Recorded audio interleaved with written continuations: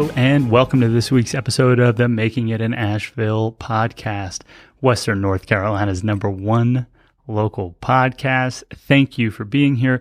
Each week, we typically sit down with a local Asheville maker, creator, artist, entrepreneur, community leader. We ask them what they're making and how they are making it in Asheville. And this week, we're doing something a little bit different because this week is a different week in our history. I think this is a big week. This is a milestone, a momentous occasion. Today, this morning, as this episode comes live, we are hosting our very first workshop as a partnership with Ware. So today, we will be running two webinars where we're calling them Handmade for Retail. The idea of these webinars is to teach handmade entrepreneurs, creators, makers, how to take that next step in their handmade business and become really a preferred partner for retailers. So if you're not familiar with Gilly Roberts of Ware, she was our second ever guest on the Making It in Asheville podcast, episode 4 from 2019, May 2019. Gillie owns a retail store called Ware. Ware is incredible. It's on College Street, right in downtown. It's been open for over 2 years, and Gillie has curated this incredible selection of homeware and apparel that is thoughtfully created, beautiful, and sustainable. And so it is if you haven't been, please visit her retail store. Check out Ware AVL on the internet. But Gillie has been in the trenches growing a retail store for over 2 years, and her work with a lot of small vendors and small time creators and makers, in my opinion, makes her an expert in the things that you need to know as a small-time maker to get, shelf space at a store that looks like Gillie's. And, there is nothing wrong with a direct-to-consumer model. If you only ever want to sell directly to your audience, it's never been easier to do that than it is right now in 2021.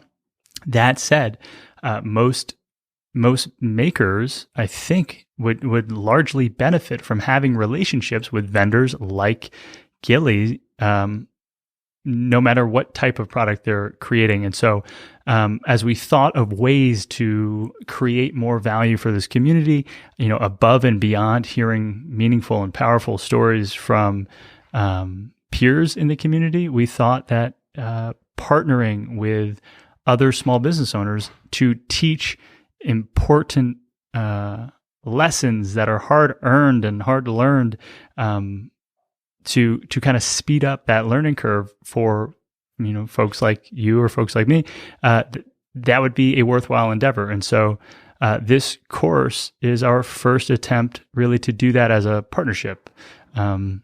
Just before the pandemic, Sarah and I hosted our first ever course, which was a podcasting workshop, and we intend to do more of those in the future.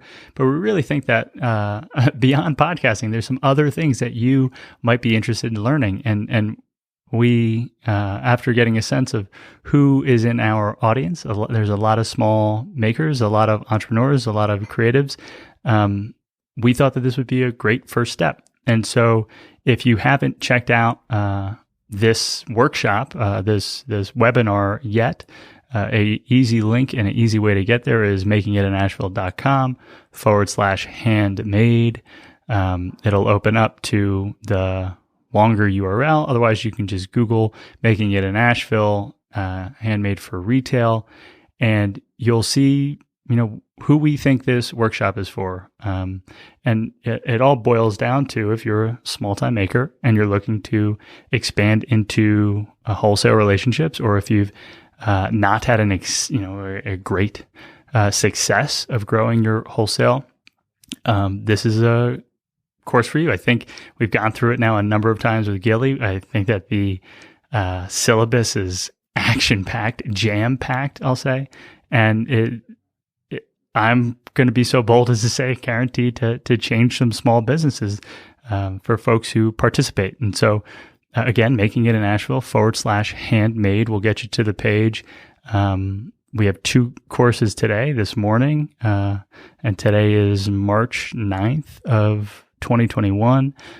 This morning and this afternoon, if you hear this in the morning and you want to participate in the afternoon, very exciting. Otherwise, we have intentions of running the program again in the future.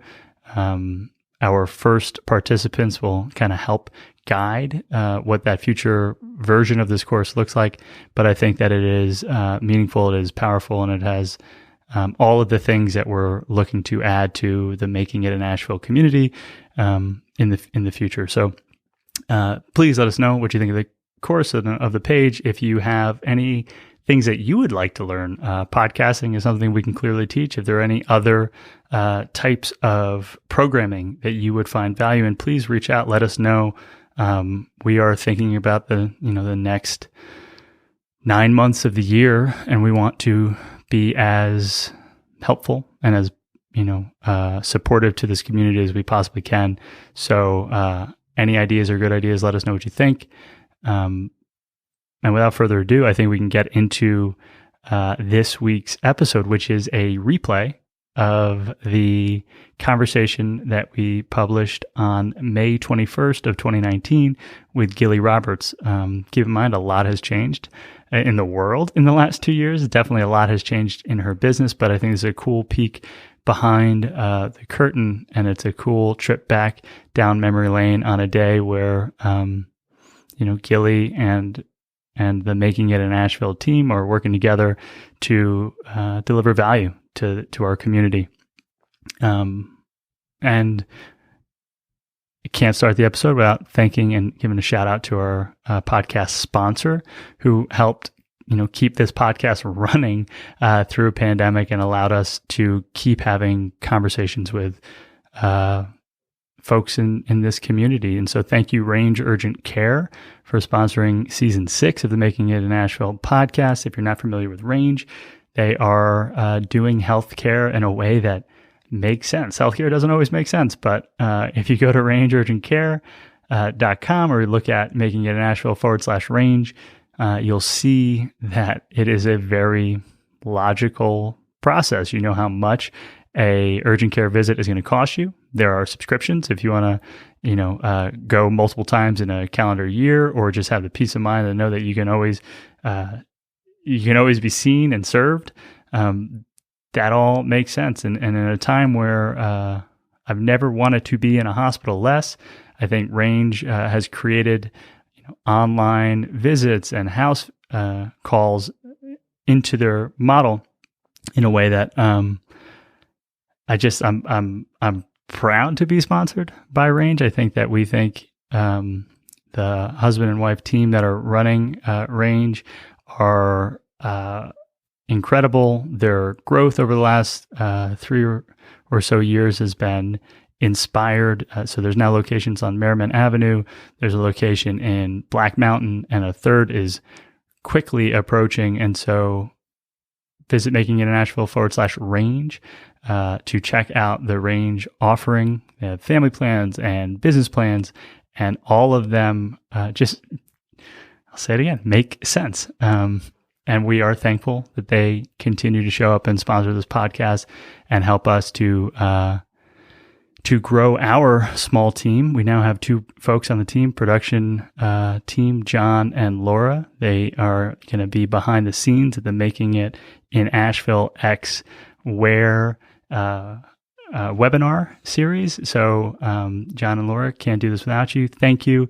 But let's now hop into episode 4. Also, episode, I want to say 84. Oh my goodness. Of the Making It in Asheville podcast. Without further ado, here you go. Hi, I'm Sarah.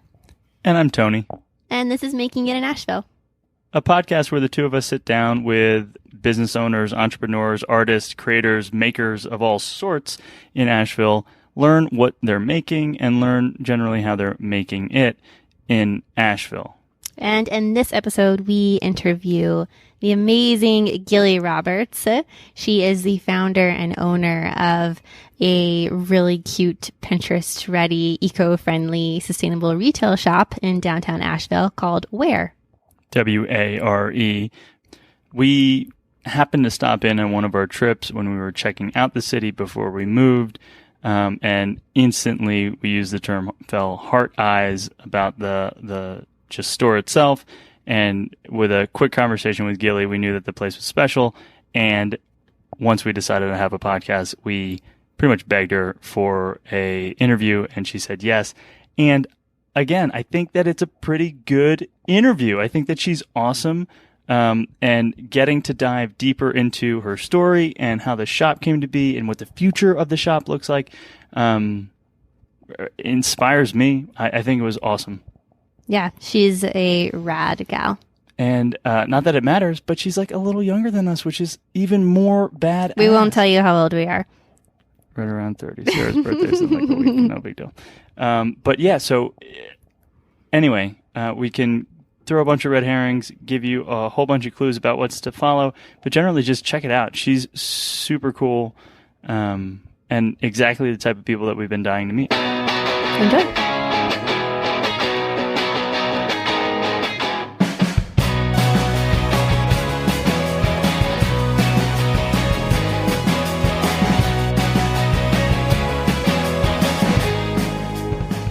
Wow, awesome. And so, so it's not exactly a logical next step to open a retail store in Asheville. And so I guess from that to here, what were maybe the big steps or moments? And we can unpack as... Yeah, like how did the vision unfold for this amazing space? Yeah. So in high school, sorry for backing up on you. No, yeah. In high school, I was positive I was going to go to school for fashion design and merchandising. I got into SCAD. It actually would have been cheaper for me to go to SCAD than App State with the amount of scholarship that I had to SCAD, ironically. But my parents, in their infinite wisdom, required that I apply to several in-state schools and tour at least one. And so I went to App State because I had a friend who was in college, and I was like, I'm going to go spend a weekend in college as a high schooler. And she happened to be part of a living learning community that was housed in the same building as the Sustainable Development Department. And so I sat in on a class and was immediately struck by the fact that everything I wanted to do with fashion design and merchandising was more on the production ends and like making fulfilling job opportunities for women in places where they didn't exist. And this was like, that vision started in middle school. I have no idea what it was born out of. And so I was like, I can always use my creativity. The art school is cool and all, but that's kind of my toolkit and that'll always be there. Sure, I could hone it, but I'm like, would love to get the academic experience of this content that I wouldn't be getting at art school. And I feel like is so important in the things I want to do in my life. And that's a glimpse into the mind of 18-year-old Gillie. I was a lot of fun. Wow, ambitious. Way more ambitious than I think I was. And it makes some sense now why this place is as special seeming as it is. I don't think it's common to have that kind of forethought as an 18-year-old or 17 or 16. And so we're in the retail store recording this. Right. You might hear trucks unloading in the restaurants above the us. The trap is above us. They're getting ready for service in 6 hours. And we're in the heart of downtown Asheville. And so from ambitious, late teenager to I think you're 20-something, and it doesn't matter, but 20-something sure. Proprietor, entrepreneur who has a retail store that when we first visited Asheville, it got Google Maps starred. This is a rad place. How do we meet this person? I think there's something really special going on here. And so it's a privilege to have you. Thanks, guys. Yeah. And with that, I think the way we saw this going was ask about the vision, ask about what got it started, get, if we can, a little tactical, practical, like what happened after you went from idea. And then, whatever comes up about Asheville and whatever comes up about the future, ask those questions too.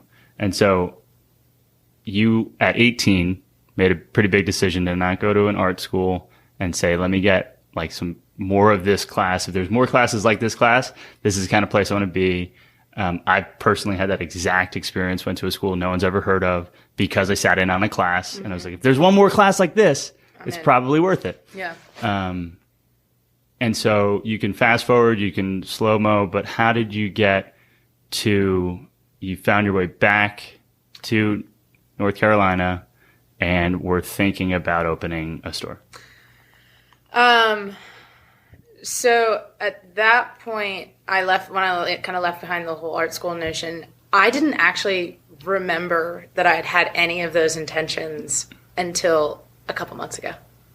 Like, I was having the same conversation with someone, and they asked something about, like, I don't even remember, early college or late high school, and I was like, oh my God, talk about foreshadowing. The revelation. But, so I, left art for the most part behind, did sustainable international development, French. I have a degree in French as well. But I actually started in agroecology, which is organic farming effectively, and switched later to the community economic development side of things because I realized that was more in line with some of my longer term, like things I could see myself being passionate about in the longer term. Took the internship in DC, still had every intention of working kind of in the nonprofit sector.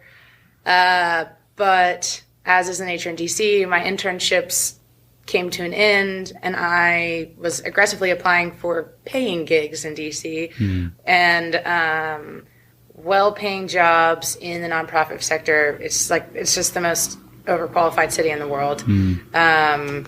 And it's also the hub for everything that I wanted to be doing. So I was the tiniest fish in the biggest pond and ended up, like most people do, in government consulting. They took my grant writing experience and applied it to government proposal writing, and so I ended up on the project proposal team at Grant Thornton in DC for like a little bit under 2 years. And this whole time since my senior year of high school, I'd been on the board of a nonprofit. There's tiny little, like, 5 friends from Brevard. It's the mother of some kids that I grew up with, who is a very close family friend. I'd done my senior project as a fundraiser for this nonprofit. And then when I got into college, they were like, will you be on the board? And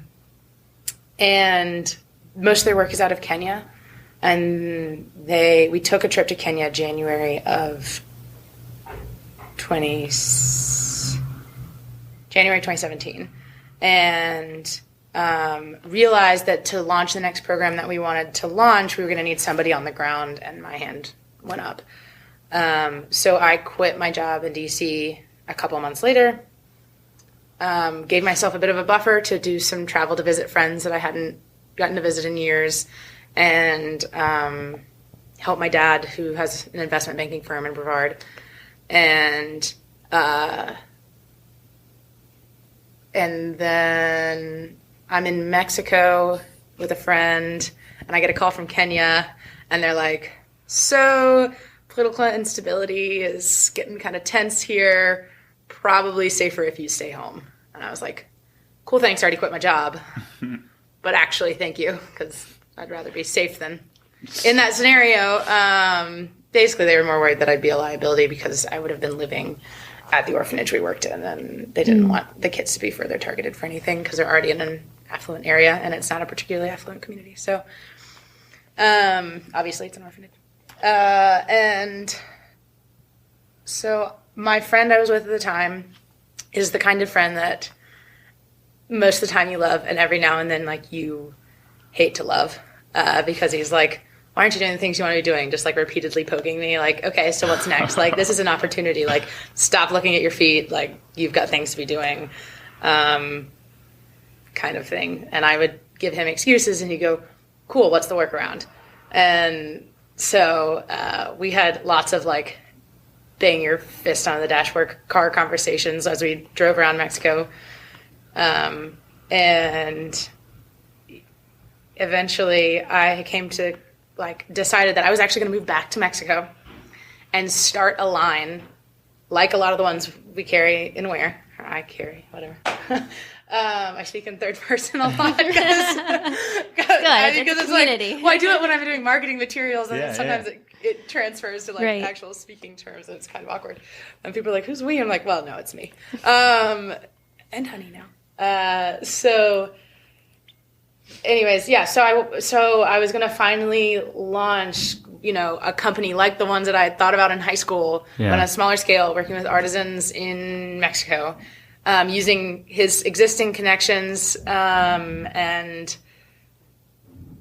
it was like I had, already initial products plan. I was poking around online, and I had this mood board, and I had drawn out all of these designs, and I was looking around, and I came upon the citizenry for the first time, and I was like, oh shit, that's my idea. I was like, that is exactly what I was envisioning, And then I started to poke around more and found out that there was a lot of that already in the world, and that I didn't. And that you mean brands that have a working with artisans mission. really well, doing kind of, if not fair trade certified, direct trade in ethical ways and in sustainably, environmentally sensitive processes. That I had been so long out of the creative world. Mentally, I was never in it professionally, that I probably wasn't equipped to jump into it in that way. And I was back home by the time that I had all these realizations were coming to me. There's Raven and Lily, there's the citizenry, there's any Haiti Design Co. There's any of the companies that are in this store, not any of them, but several of the companies in the store. People are doing it really well, and I didn't necessarily have an original spin on it. So why, basically? Yeah. And one of my best friends had run her mom's boutique in Brevard for several years at that point, and she stepped away from that to work on graphic design. Realized pretty quickly she was not a sit on your own at a table all day kind of person. And was trying to figure out her next steps. And I basically pitched her the idea of a store called Trade. And she would run the store operations, and I would work on sourcing and product acquisition, but also developing lines for Ware in a private label way. So it would let me do both things. Working with companies already existing, but also kind of figuring out where those gaps were in the longer term. And she was all in. And so we started pretty aggressively business planning, and the ball was rolling. And then we got towards the point where it was going to be okay, very soon we're going to have to, not have real jobs. And she was getting to a point where she needed to figure out where money was going to be coming from. And so she started asking the very important questions, how sure are we that we can get the money to do this? And I had no good answers at the time. And she was basically, in the end, she stepped back because she realized I can't afford that uncertainty. Mm-hmm. Right. And, I was, still relatively fresh out of college, just living at my parents, and could. And so, I kept pushing forward, and more or less 9 months later, Ware was born. Wow. Interesting. Yeah. And how long has Ware been open at this point? Ware opened July 11th at 1 p.m. Wow. So we're just under a year. Yeah. It'll be 10 months-ish. 10 months. Holy moly. Best friend. So, whoever your friend was in Mexico. Frank. Frank, sweetheart. What a sweet baby friend. Frank. What a friend. But I loved what you made it sound like his framework is, which is this is an opportunity, not necessarily a problem. Show me the roadblocks, and we can find ways around them. Right. seems like the biggest roadblock ever, and something that could have been the thing you would, I don't know, lament into your old age is, I was going to open a store and it was going to be great. And then my good friend backed out. Yeah. And I never opened it. And, I could have, and I could see that being this thing that could have festered forever. Yeah. How did you, in that moment, say, well, I've come too far to not try? Or what was it that made you say, okay, well, there's still ways to do this? It is that I am someone who compulsively follows up on the things that they say they're going to do. For better or for worse. I think it works in a professional sense. It can be kind of exhausting in a personal sense. And I had told so many people and myself that I was going to do it at that point that it was genuinely never occurred to me to not. It was just now I had to figure out what my role looked like without another person. Right. Yeah. So then what happened next in the story in terms of like, okay, you were like, I'm going to go ahead and do this. Yeah. And then LLC, how did you get from... find a storyfront. Right. Yeah. Because it's one thing to mood board on Pinterest. Like, we're pros, I feel, at that. You'd like to see would you like to see my categorized mood boards? Actually, yes. Yeah. I bet Gilly's mood boards are really, really nice. Oh, God. I have to imagine. They're compulsively organized. But anyone can do that, right? Yeah, Anyone can, because that's the easy thing. And it feels like you're doing work and it feels like you're making progress. But nothing real exists. But nothing yeah. real is existing. And so how do you jump from Pinterest to, the municipal building where you need to get zoned appropriate, like stuff that we don't have any sense of? So the LLC stuff was kind of low-hanging fruit. You can, in the state of North Carolina, maybe, actually I think it's at a federal level, you can create, oh no, I don't want to misstate this. I can't remember, it's either a trademark or an LLC that you are entitled to make one every 24 hours as an American citizen. So Cool. You can literally register them online daily. It sounds like trademark, because you'd be paying for the LLCs at the very least. Yeah, you're and that right. could get You're expensive. right. It is the trademark. And so the LLC is, you just need articles of organization in a lot of places. You actually don't even need that in the state of North Carolina. You basically just need it's effectively a letter that says what your intended business is going to be and the structure of it.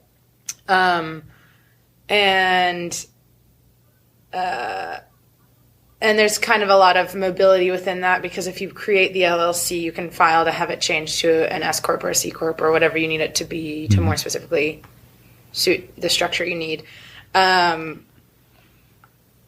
I was far better versed in that stuff when I was like in it. Right now I feel like it's been a long time since I've looked at it at all. But that I did around the same time that I trademarked the name Trade, which wasn't... Well, Yeah, what happened to the name? hard. That's we're you can't in Ware. The word trade exists, obviously. So, like, to get a trademark on a word, it was not working very well. Yeah. My uncle is a patent lawyer in Silicon Valley, and so anytime I have the mildest question about copyright, trademark, any of that, he gets a text message and usually responds pretty quickly with a call. So, very lucky in that regard that my back is pretty covered. What happened with the name Ware or Trade is that my effectively godmother was in town with my mom, and we went to lunch at Laughing Seed Cafe in Asheville. And I had recently moved back to the area, and we exited Laughing Seed, and we're staring at Trade and Lore, the coffee shop. And I was like, that wasn't there before.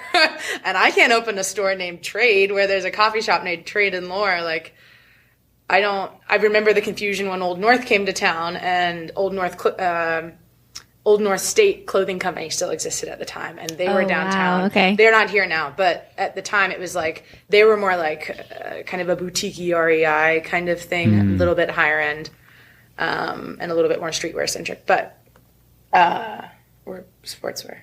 Yeah. But, so I went back to the drawing board, and I was actually that same day, I was in the screen door with my mom and godmother, and I was looking at an industrial era interior design book that kept using the word hardware.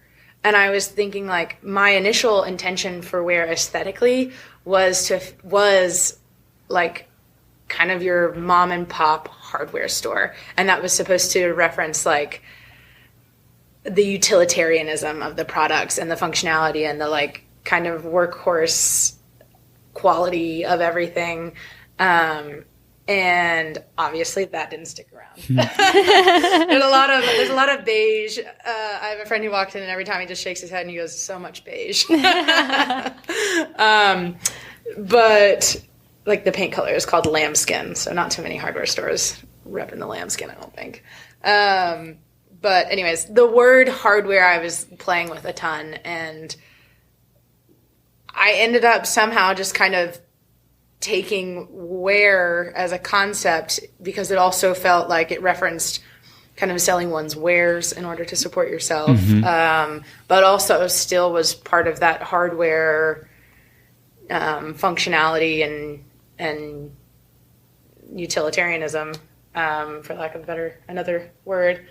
And it stuck, but it also, and I honestly at that time did not even think about the puns inherent. I was going to say, Ware is a great pun. I know, I didn't think about the WEAR and the fact that I was selling clothing. I didn't think about the WHERE and that it was going to be who's on first situation. Oh my goodness. Like, that's why we stopped in. I know. Where'd you go? Yeah. Exactly. Yeah. We were walking down the street and I'm like, that place looks really nice. She's like, where? And I'm like, oh, so you see it. No. Yeah, exactly. And my family speaks, our mother tongue is pun and witticism. So it only, I don't know how it only happened after the trademark process. Yeah. But after that, the ball started rolling and I was like, have I created a monster? Is this terrible or is this wonderful? I'm not sure. Time will tell. Yeah. We'll see. It's great. It is nice that it's not a real word. Right. So it's very Googleable. Yeah. Which I found, like the band Churches, the V in their name is only because you can't Google churches without getting, like, churches. So I've never realized the importance of that until... SEO. SEO is real. It's a real thing. It is real. Yeah. So speaking of marketing and SEO, we recently attended an event that I think was spearheaded by you, the Friday Hop Shop. Did I say that right? First Friday Shop Hop. Tell us more about, I don't know, your marketing efforts and what you're doing to increase awareness of Ware. And maybe give a little context on what that was and why that was so cool. Sarah. Yeah, so it was a really cool event. It was the first Friday of the month. And it happened to be our first Friday in Literally, Asheville. you guys had been here for like it was 40 hours. We were less. We got in on Thursday at noon, and then Sarah was following you on Instagram and saw the post, and we're like, all right, well, we have something for our first Friday. I'm like, we have to go to this. We have a social life. The stars have aligned. Yeah, literally, it was our first event. We were desperate to meet people. But anyway, so we came, and it was 4 different shops in downtown Asheville, and the idea was that you had a passport, and you would bring it to each shop, get it stamped, have a glass of wine, have a beer, walk around, talk to people, and then go on to the next shop. And at the end, you hand in your passport for the chance to win amazing free goodies from all 4 shops. And I loved it because you guys are all growing your mailing lists and you're getting foot traffic, and there's like so much. We bought stuff because we were coming to say hi, and it happened to be Mother's Day around the corner. And so it was a win-win-win strategically and tactically. It worked. Whether or not you think you'll do it better the next month, I don't necessarily care, because it was great as a first try. Yeah. And so, you know, what else is in store here? How did that come up? And we're so excited to hear. Yeah. So the downtown retail scene in Asheville is notoriously neglected. Asheville is well known for its downtown events, fairs and festivals and things like that. And those are days that among retailers are dreaded because downtown is full. All the streets are blocked off. There's no parking, but no one is shopping. There are like dead zones on your calendar. You have to be there, and there will actually probably be people in your store, but no one wants to carry anything around. Right. For sure. So I had been kind of playing with the idea. Two of my brothers live in Raleigh. I went to school in Boone. I'm from Brevard. All three of those places, very different sized towns with very different demographics, like socioeconomic demographics, have a very successful, by my very external perspective, art walk scene. And in Raleigh, it's second Saturdays. In Asheville, I think, or in Brevard, I think it is first Fridays. In Boone, it is just called Art Walk, and I can't remember if it's first Friday or whatever.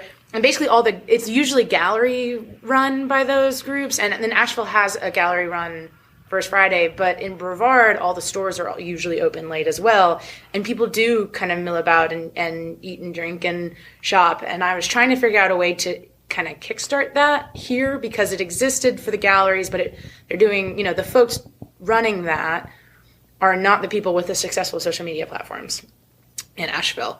And I knew that there was a way to bring people downtown and into the stores in a non-festival setting on just a regular evening, but I struggled with a way to incentivize it.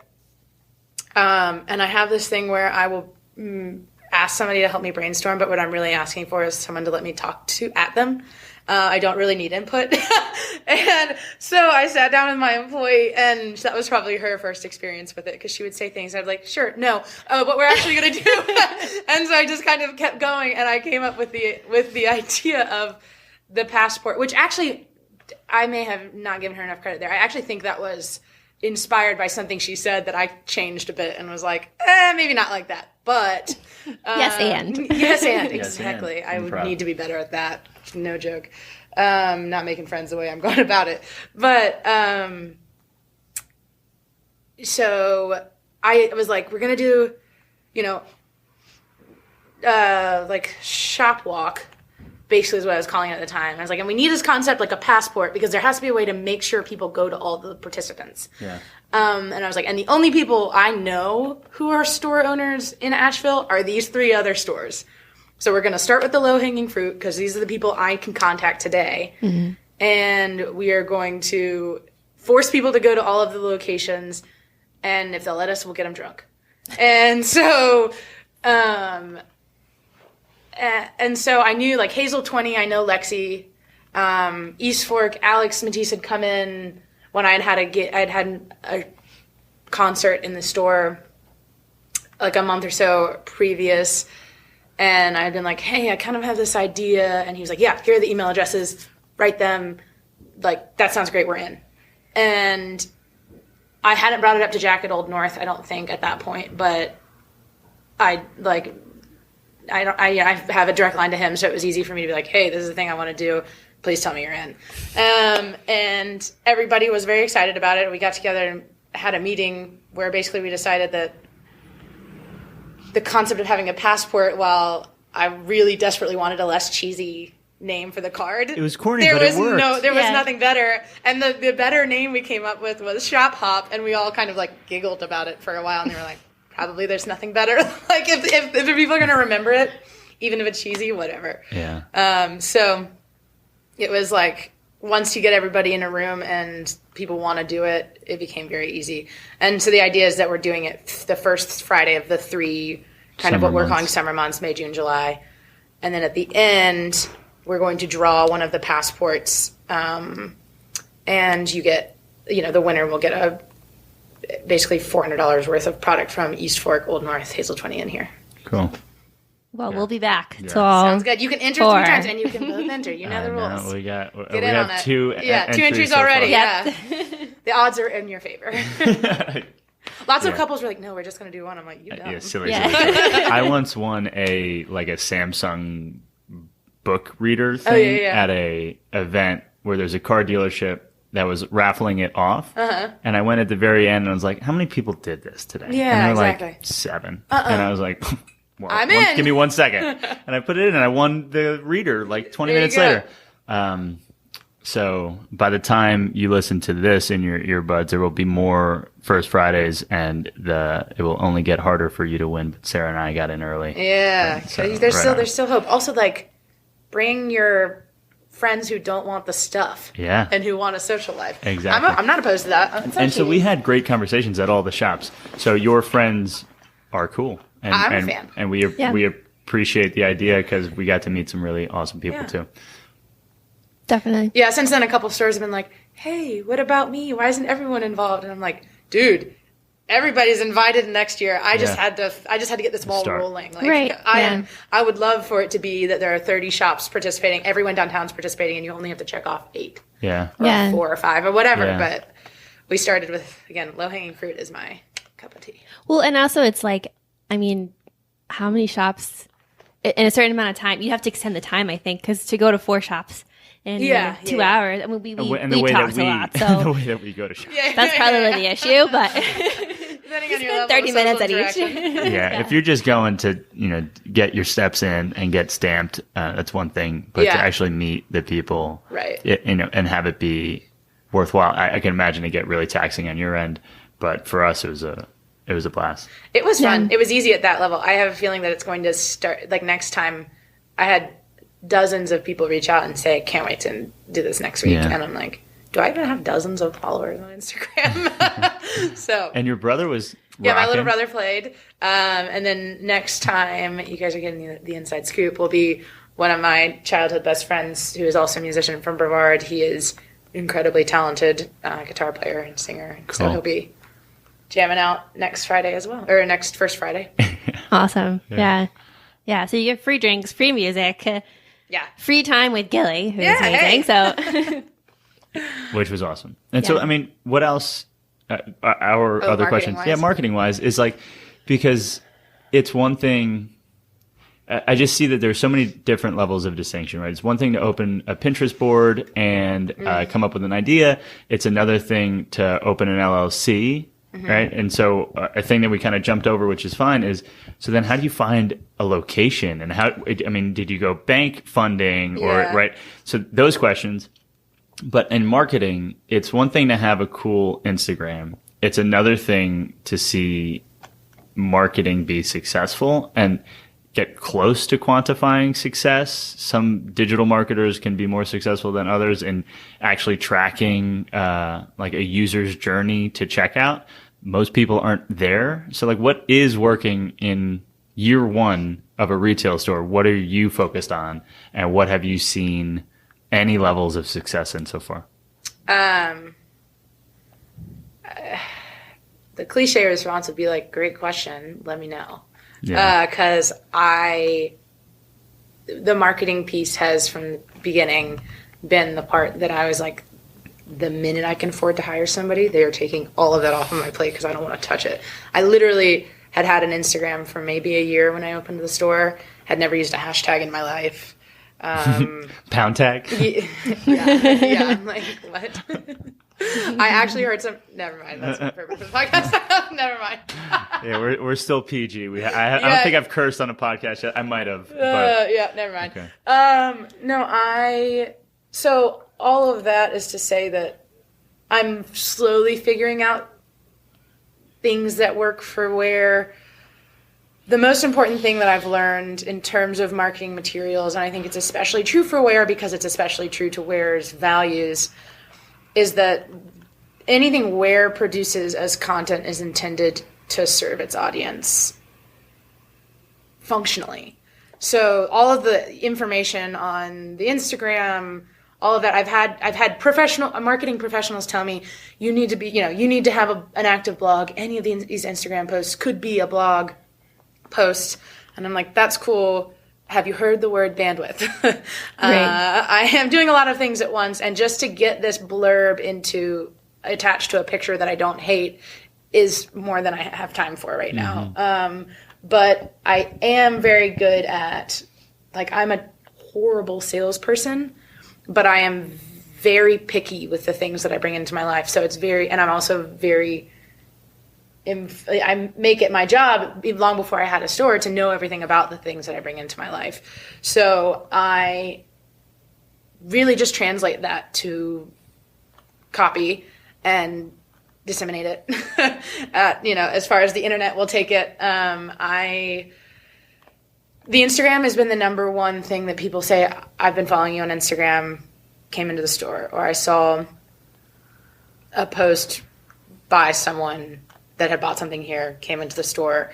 And for all of the, and that is honestly, in a lot of ways, it's like doing the First Friday and all of that is a really great way for all of these downtown businesses that have slightly different audiences to do what I've been calling cross-pollinate. Mm-hmm. Yeah. And it's like, chances are, we send people to each other's stores already physically when somebody's in the store, a tourist or whatever. So to have the ability to do that on a larger scale digitally in the advertising of the First Friday events has been really beneficial to all of us, I think, already, except for maybe East Fork. They're probably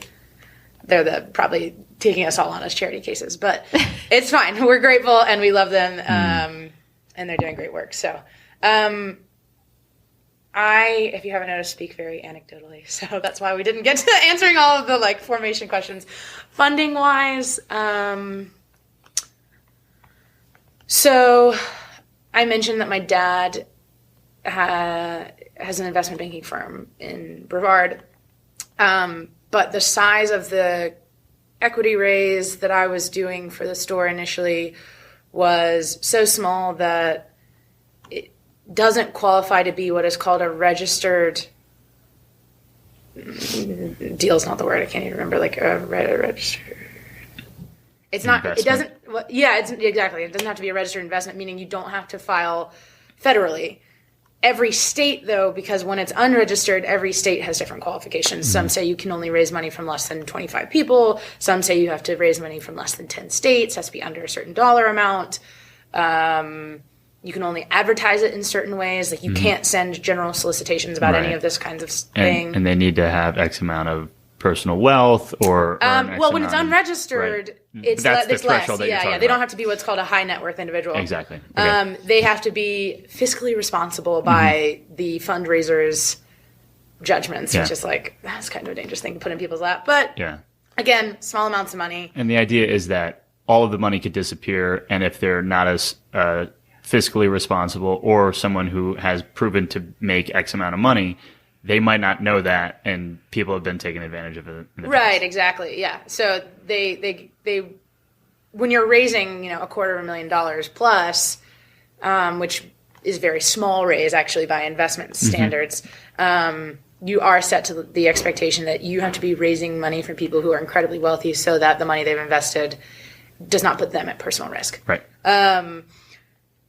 Anyways, I started with my friends and family, so it's fine. I basically sent an email to, I think the original email out was 30 people, and said, with a formal business plan, which apparently nobody does these days. Yeah. And, I, having worked at my dad's investment banking firm most of my formative years, kind of was able to structure it in a way that made it look like I knew what I was doing much more than I did. Yeah. And provide, and I knew the kinds of questions that that very kind of savvy and mature investors would ask, and so I had all that information up front, which made it much easier for people to say, yeah, okay, here's $1,000. But the other thing is that I was only working with people who already know me. Yeah. So, you've heard probably the expression that you don't invest in a business, you invest in the founder, or you invest in the entrepreneur or whatever. And so I I'm incredibly flattered, and still am incredibly flattered that all of these people trusted me with their money. It wasn't quite enough. I knew that I don't actually know in retrospect why I did it this way. But for some reason, I split it between equity and debt. And so I have a small business loan from the SBA, but I have it through Mountain BizWorks, which is a local community economic development bank. They provide a ton of services in addition to the loans. They're a vehicle for SBA loans. Small Business Association. Administration. Yeah, sorry. No, it's all good. Yeah, I wasn't in DC incredibly long, but I was there long enough to speak alphabet soup. And so I can talk about most government entities and their acronyms, and it takes me a minute to break down what it actually is. So I am, but the funny thing was, okay, I was not yet to the point of raising equity, didn't have a location, was preparing some of the information to get debt. But Mountain BizWorks made it very clear that I needed to prove that I had a location before they would give me money. Whoa. So it's very chicken and egg situation. They're like, you have no money, we have money to give you. You have to prove that you have a location, which, oh, by the way, takes a lot of money up front. So you have to do the first month's, you have to pay the first month's rent. You have to have a deposit down. You also, to lease commercial real estate, have to prove somehow magically that you're going to be able to make money, which is not. You're like, I have a business plan. I was like, here's the 12 pages that I've been sending everyone else. Or like credit. I think I'd had a credit card for 4 months at this point in my life. So, personal credit card or like for the business? No, for myself. Oh, like, wow. so, everything is, Yeah. My parents actually aren't even, which is crazy to think about now. To answer your unasked question earlier, I'm 27. I was 26 when this started. Yeah. So I had almost no credit, and somehow got a small business loan in my name without my parents co-signing. I don't know. Yeah. I'm sure Wow. we could talk about the privilege inherent in there for days. The lesson is if 26-year-old Gilly can do it, you can do it too. Basically, yeah. So pretty much. And magically, not so magically, basically I reached out to one of the folks who had said they were going to invest and said, hey, is there any way you can front me the rent amount, which is the amount you were going to invest anyway, so that I can cover these expenses, so that I can prove I have a lease in order to get all of this other money. And they literally wired the money within 2 hours. Wow. They were like, oh, yeah, I'm in the car now. I'll stop by the bank on my way to work. I was like, that's Wow. cool. Yeah. This is how the world of finance works. Sometimes you just need to ask. You know what? I learned that. I relearn that lesson every day. So yeah, that Awesome. got both balls rolling simultaneously. Before I had all of the money needed, I already had the lease and was working out of the office space, which is even behind the backstock space back there, because Thou shalt not pass. behind the thou shalt not pass sign. I had gone so far in this space as to like move in construction equipment from my dad's work shed, and start to rip up things like carpet tiles, but it creeped me out to be in this space bummed me out to be in this space without the ability to start working on it. So I just finished the office, put that table as a desk in there, which was my family's kitchen table for a lot of my childhood. And the first thing I bought was that computer. And so I was just back there every day working from the computer, reaching out to wholesalers who, by the way, also want you to prove that you have a functioning existing business before they will send your product, because they want to know that it's going to be represented in a way that is in line with their values, which is understandable, but also you got to kind of get real convincing at the beginning there, no, but I really am, this is more than a Pinterest board. Yeah. So, Wow.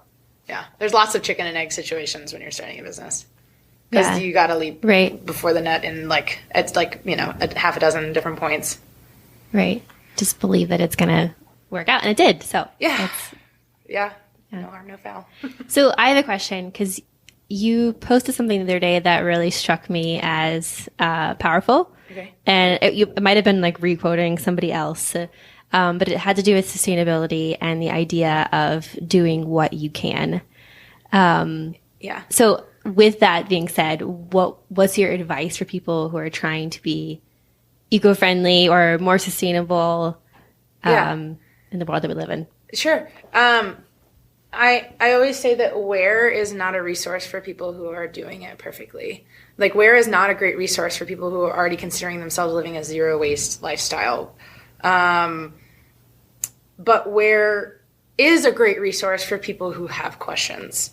And those people are usually much earlier in their journey towards increasing the amount of sustainable habits in their daily life.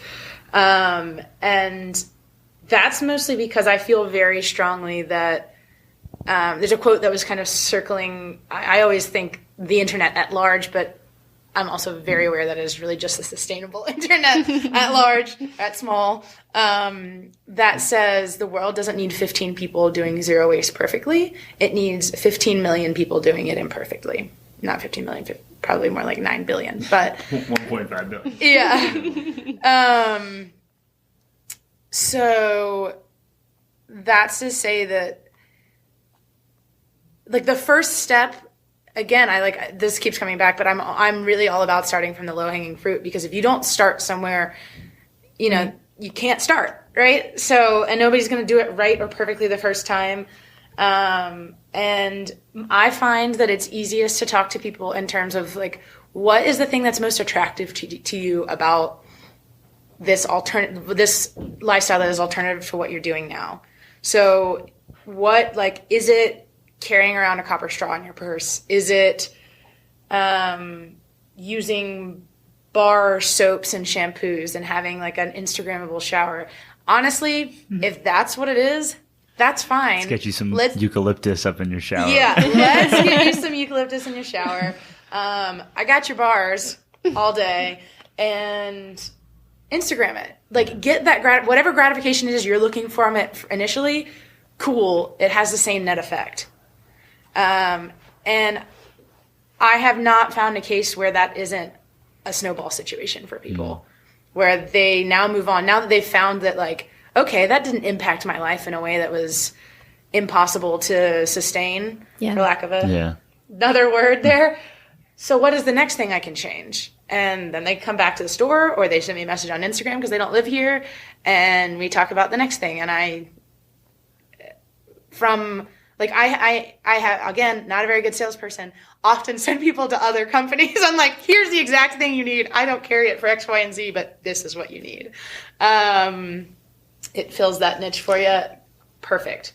Well, there's something to be said about that. So my gut, when you said what's working in our marketing, my gut response was the service, right? The you, right? The way that you're treating people in the store.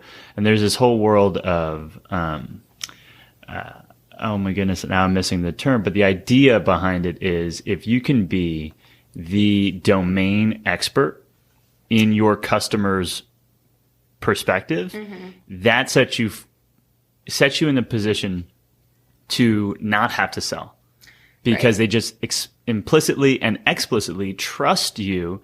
And sometimes the best thing you can do is say, we're not the person that you should come to for this, or I don't stock it, but go there. And when you say, hey, buy this bar of soap, they're like, yes, and I'll take 2. Yeah.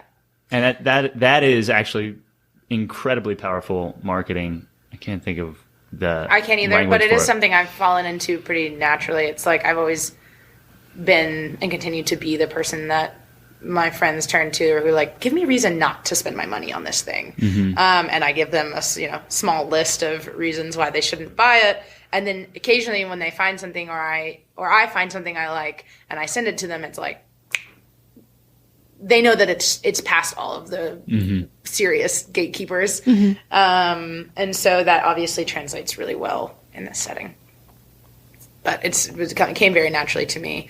I see now that it is something that salespeople teach, like, or try to figure out how to do. And I'm like, if it's coming from that place, maybe you need to reevaluate.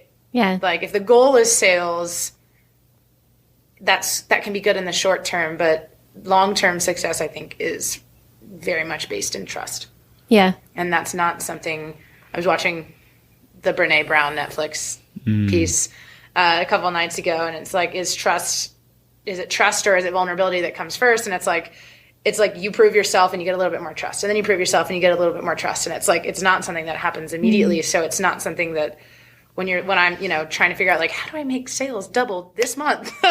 That isn't in line with, while it is in line with my long-term financial projections, it is not in line with, or in line with my short-term financial projections. It is not in line with kind of the long-term ethos and sustainability from a financial perspective of the business.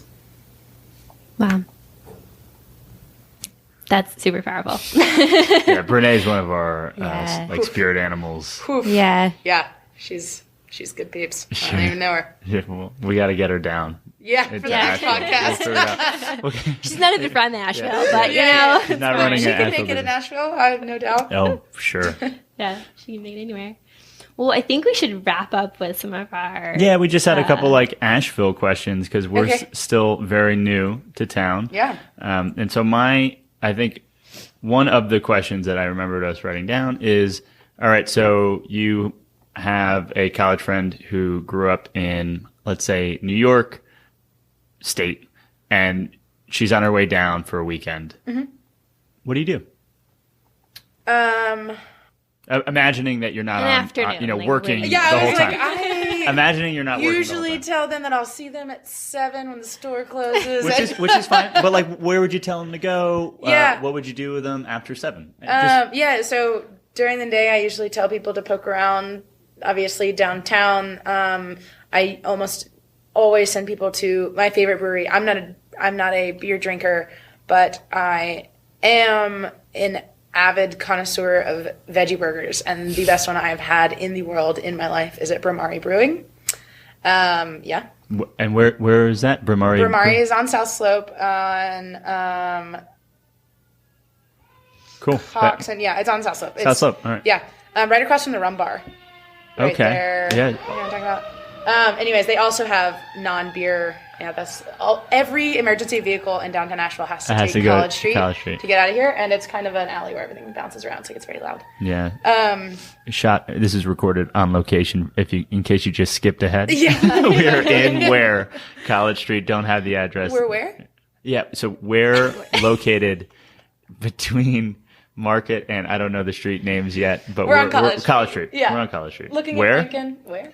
Yeah. Who's on first? Who's on first? So Bramari Brewing. Bramari Brewing. That's right. why that's our list. That's my number one. I send people there all the time. Everyone loves a beer, but they also carry all kinds of other wonderful beverages, and they make a killer sangria.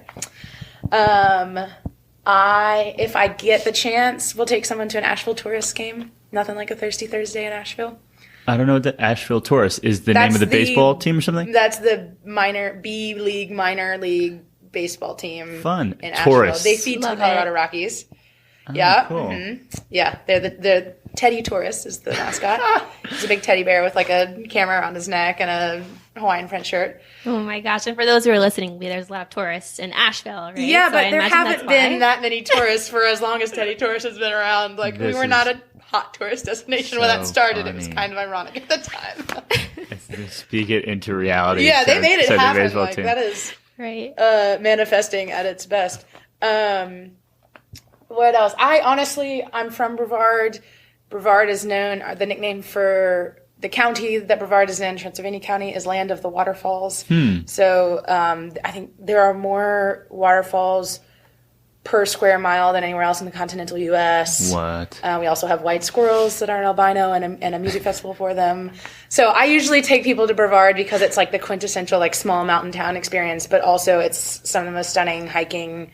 And I know that neck of the woods literally. Yeah. So there's not I can, make a long list of hike qualifications that people want and be like, okay, you want a pretty view, or do you want a waterfall, or do you want to be able to swim, or do you want to be able to Do all three. do all three. So I usually will be like, we'll do a day in Asheville, we'll do a day in Brevard. See some white squirrels that aren't albino. Yeah, And, call it a, wow. Okay. Call it a Brevard. weekend. Love That it. sounds Those like a are great some weekend. new things Yes, that we all haven't new. heard of at all. So that's Thank really you. interesting. Yeah. Who else do you think we should interview on our podcast?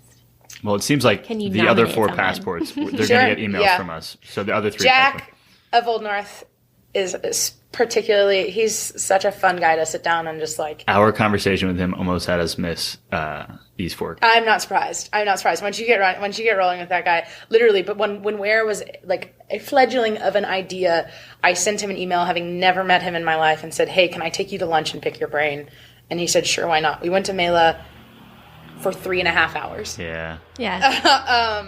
So and he's like a fountain of knowledge. Oh my goodness. About weird things in Asheville. Yeah. Like he was telling us just fun facts that we had known. Yeah, he is not a native, and the things that he knows, I'm like, where did you get this information? Yeah. What spies do you have? Yeah. He's a fascinating person and so much fun to chat with. Otherwise. And it doesn't need to be a business owner. What I realize is when we tell people, it almost always seems to default to business owner or, entrepreneur of some sort. But, who made these copper? Me. Right. So you did most of the show. We're going to interview you again. But you know what I mean? Like someone who's like a fabrication is cool. We were talking about that at the cafe. You welded the corners on this? It's called sweating when it's copper, but yes. Sweating. See, that's what I'm saying. That's so cool. I'm dying to learn that. Okay. I had my roommate teach me literally like while we were making the rods that hold up the curtains over there. I was like, just teach me how to do it and then leave your sweat kit with me and I'll figure the rest out. And that is exactly what happened. Copper. Yeah. Cool. So, oh my goodness. Yeah. Wait, give me a second. A really interesting person to talk to would be Coco. She does behind you the caps and the scrunchies, but also like the t-shirt over your left shoulder that has like the brushstrokes on it. She's originally from New York as well, but has been in Asheville for a long time, and she does botanical dyes.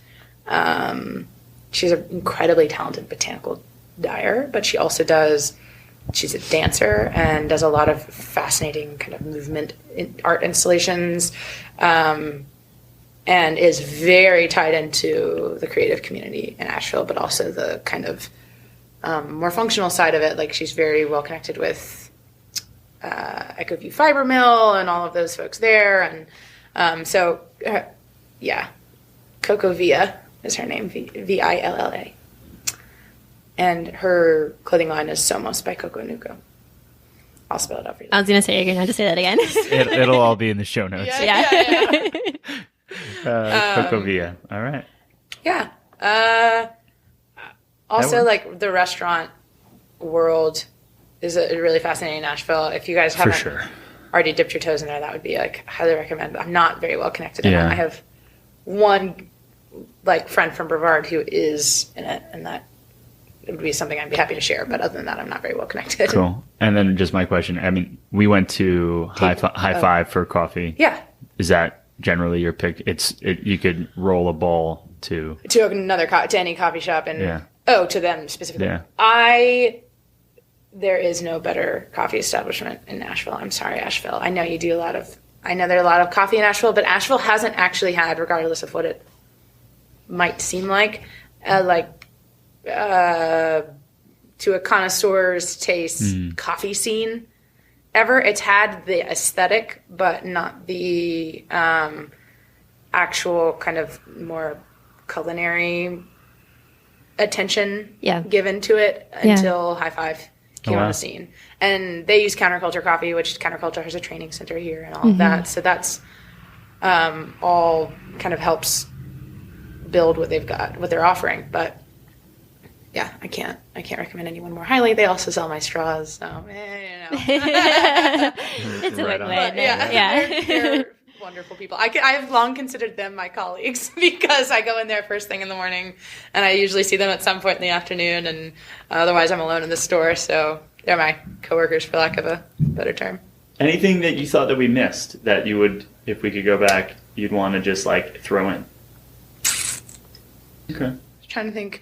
Oh, well, I guess there's like kind of what I guess you could have talked about. We could have talked a little bit about where Ware's going, like what the long-term goals are. That we had a bunch of. So where will we be? Where are we going with this? Goals are to online store launch, obviously, but the online store initially is just to cater to the people who are already asking to be able to like replenish things they're buying but don't live here initially.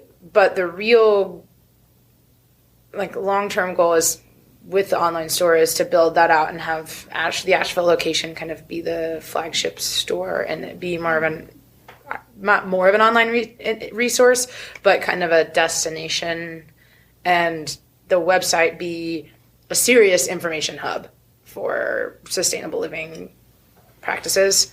And then once all of that is kind of stable, I do want to get into what I've been trying to get into for many years now, which is working on private label lines for Ware. So in largely Latin America initially is where I'll start. But I will be, once Ware is doing its thing with less Gilly hands needed on deck, I'm traveling a lot to work on lines for Ware.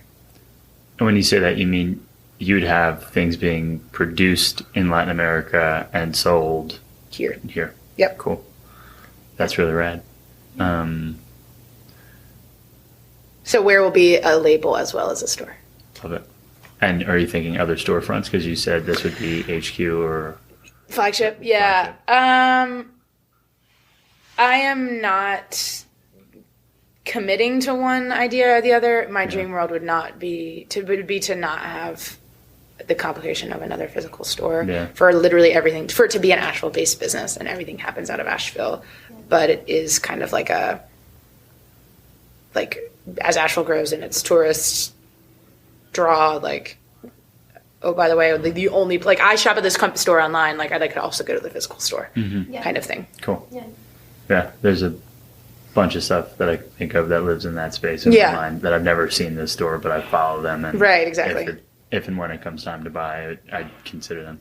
Right, and there's so much, not just risk, but risk is obviously very tied to it, but just so much overhead, and there's so much involved with the physical store that to do it in a place where I don't have a community is not only like terrifying, but probably not very responsible. Yeah. In the long term. Yeah. Who knows? But pop-ups are not out of the question, things like that. Cool. Yeah, that's true.